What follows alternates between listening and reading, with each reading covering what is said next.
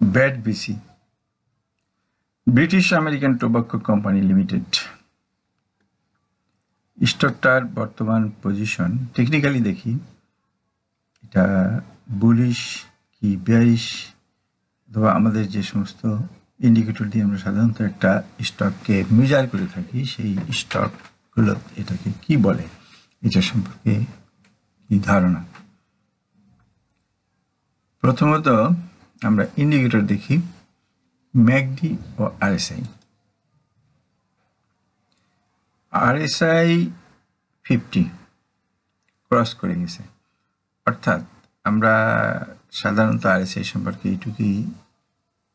এইটাকে অন্তত জানি যে আরএসআই 50 ক্রস করলে এটা একটা বাই সিগন্যাল। যাই হোক, বাই আরও অনেক ইন্ডিকেটর আছে, তারাও বাই সিগন্যাল দেয় কিনা সেটা দেখার বিষয়, সে নিয়ে আমরা পরে আলোচনা করছি। ম্যাকডি জিরো লাইনে ক্রস করছে, অলরাইট। ম্যাকডি লাইন সিগন্যাল লাইনকে ক্রস করছে, আচ্ছা, কিন্তু হিস্টোগ্রাম জিরো লাইন এখন পার হতে পারেনি, অর্থাৎ হিস্টোগ্রামের নিচে। সুতরাং এটা আমরা এই মুহূর্তে এটাকে অতটা বুলিশ বলতে পারি না, যদিও এটাও একটা ম্যাকডিও একটা বাই সিগন্যাল দিয়েছে।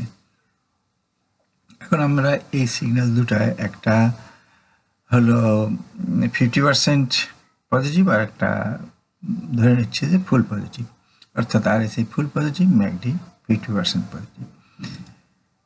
আচ্ছা, এবার আমরা যে একটা ইন্ডিকেটর ব্যবহার করি সেটা হলো ইচিমোকু।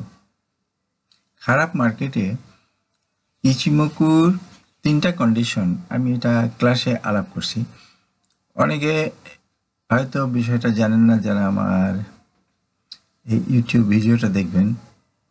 আসলে কি প্রত্যেকটা অ্যানালাইসিসের সঙ্গে এই ধরনের ব্যাখ্যা বিশ্লেষণ করা যায় না, এবং না করলেও অনেকের কাছে খটকা লাগে যে কি করলো, কিভাবে কি করলো ইত্যাদি নানান বিষয়। তা আমি এটা আসলে সম্ভবও না এইভাবে ব্যাখ্যা বিশ্লেষণ করে সবাইকে বোঝানো। ইচিমোকুর দিক দিয়ে দেখলে কি হয় সেটা একটু দেখি। ইচিমোকুতে আমরা দেখতে পাচ্ছি প্রাইস এখনো রেড কুমুর নিচে। রেড কুমুর নিচে একেবারে যারা টেকনিক্যাল অ্যানালাইসিসে খুবই পারদর্শী তারা ছাড়া আমি আমার গ্রুপে বা আমার এক্সপার্ট গ্রুপে যেটা বলেছি যে তারা ছাড়া কেউ এন্ট্রি দেবেন না, কারণ এই শেয়ারটার জন্য আপনাকে ধৈর্য ধরে যদি ইচিমোকুর উপর পর্যন্ত আপনি অপেক্ষা করেন, তাতে আপনার খুব একটা বেশি লস হবে না, প্রফিট থেকে কোনো লস, তেমন একটা লস হবে না, কিন্তু ইউ আর সেফ। এখন ইচিমোকুর নিচে আপনি এখানে যদি বাই দেন, এমন হতে পারে ইচিমোকু তো একটা রেজিস্ট্যান্স, এখান থেকে সে ফিরে আসলো, আপনি কতদিন এটা নিয়ে বসে থাকবেন? শেষে অধৈর্য হয়ে দেখা যাবে যে আপনি হয়তো তাকে লসে সেল দিয়ে দিয়েছেন।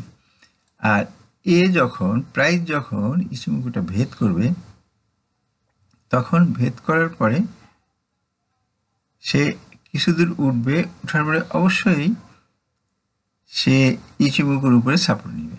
যখন সাপোর্ট নেবে সেটা বাই করার একটা উপযুক্ত জায়গা। আমি বাই করার জন্য কাউকে ইনফ্লুয়েন্স করতেছি না, আমি আসলে টেকনিক্যালি যা বলে সেটাই বলতেছি, টেকনিক্যালি যা বোঝায় সেটা বলছি। ইচিমোকুর 3টা কন্ডিশন ফিল আপ করতে হবে, এখানে কোনো একটা কন্ডিশনও এখানে ফিল আপ হয়নি। 3টা কন্ডিশনের মধ্যে একটা হলো এইখানে টুইস্ট করে গ্রিন কুমু আসতে হবে, প্রাইস ইচিমোকুকে ক্রস করতে হবে, এবং ল্যাগিং স্প্যানও ইচিমোকুকে ক্রস করতে হবে। কিন্তু শেয়ারটাকে একটা জিনিস দেখা যাচ্ছে যে শেয়ারটা ধীরে ধীরে বুলিশ ফর্মে আসতেছে, কারণ আমরা আগে যে দুটো ইন্ডিকেটর দেখলাম, ইন্ডিকেটর দুটো বলছে যে তারা ধীরে ধীরে উপরের দিকে উঠছে। তারপরে আর একটা ব্যাপার হলো এই বটম অপেক্ষা বর্তমান বটম উপরে, এর থেকে তারপরের বটমও উপরে, অর্থাৎ কিনা আর একটা ব্যাপার হলো ব্যাড বিসির সামনে এখানে যেমন মার্চ মাসে হলো এজিএম ডেট ছিল, এটারও এজিএমের ডেট শুরু হবে সামনের থেকে, মার্চের দিকে তার এজিএমের ডেট। সুতরাং ডিভিডেন্ডকে উপলক্ষ করে সব শেয়ারই কিছু না কিছু বাড়ে। সুতরাং এটা এমন একটা সময়, এখন এই সময় শেয়ারটা কিছুটা বাড়বে। এখন আমরা এই সময় শেয়ারটা বাড়বে, কতটা বাড়বে সেটার একটা আগাম প্রেডিকশন করার চেষ্টা করি। যদি প্রেডিকশনই এটার যে সব সময় সঠিক হবে সেটা না। আমরা ইতিপূর্বে যে সমস্ত হারমোনিক প্যাটার্ন লক্ষ্য করছি, সেই সমস্ত হারমোনিক প্যাটার্নগুলা প্রায় সবই তার কাঙ্ক্ষিত লক্ষ্যমাত্রে পৌঁছেছে। তা এইটা যখন তার কন্ডিশনগুলো কিন্তু ফিল আপ করতে হবে, মানে আমি অ্যাডভান্স এটার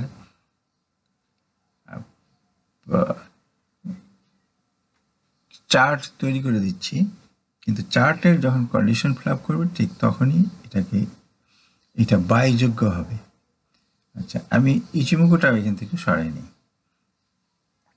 এইখানে আমরা একটা এই প্যাটার্ন তৈরি করি, হারমোনিক প্যাটার্ন, এবং সেই হারমোনিক প্যাটার্ন অনুযায়ী আমরা আচ্ছা এইখানে হারমোনিক প্যাটার্ন কি বলে, তার প্রথম সুইংটা ছিল যেখান থেকে, সেখান থেকে আমরা হারমোনিক প্যাটার্ন তৈরি করি। এইখান থেকে সে পড়ছে, এটাই তার হাই বা ফার্স্ট সুইং। এখান থেকে আমরা দেখি এক্স এ বি সি,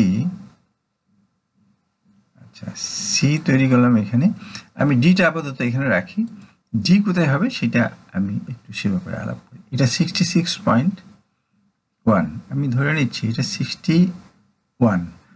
61.8 কাছাকাছি। আমরা এটাকে ক্র্যাপ প্যাটার্নে নিতে পারি, কিন্তু নিয়ারেস্ট ম্যাচ ক্র্যাপ প্যাটার্ন। এটা যদি ক্র্যাপ প্যাটার্ন হয় তাহলে পরে এর সম্ভাব্য টার্গেট হবে 161.8,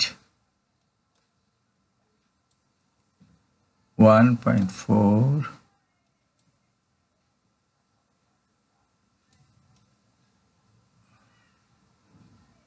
হ্যাঁ রাইট, খুব সহজেই আমি 161.8টা আঁকতে পারলাম।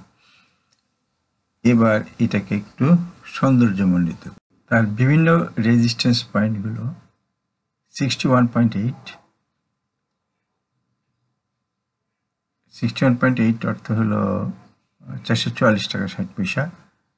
এখানে 100% 518 টাকা, এখানে 161.8 640 টাকা। এই হলো প্যাটার্ন এবং তার বিভিন্ন রেজিস্ট্যান্সগুলো, এবং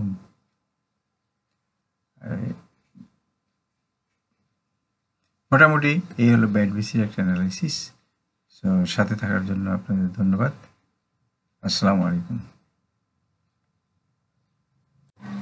পরবর্তী আপডেট পেতে লাইক, কমেন্ট ও শেয়ার করে সাথে থাকুন। সাবস্ক্রাইব করার জন্য ধন্যবাদ। আসসালামু আলাইকুম।